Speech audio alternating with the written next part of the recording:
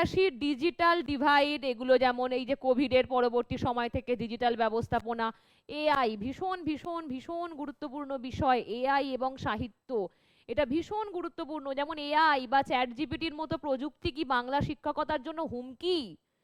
প্রশ্ন আসবে। সবাই চ্যাট জিপিটি এখন অভ্যস্ত, এআই দ্বারা সবকিছু পরিচালিত হচ্ছে।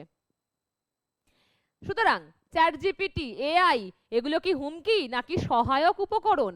সহায়ক তো বটেই কোনো কোনো জায়গায়, আবার হুমকিও বটে।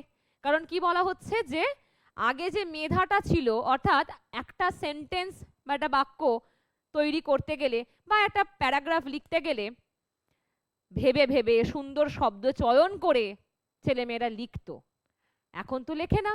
এখন শুধু টপিকটা লিখে দেয় চ্যাট জিপিটিতে, সব পরপর চলে আসে, সুন্দর সুন্দর শব্দ দিয়ে আসে।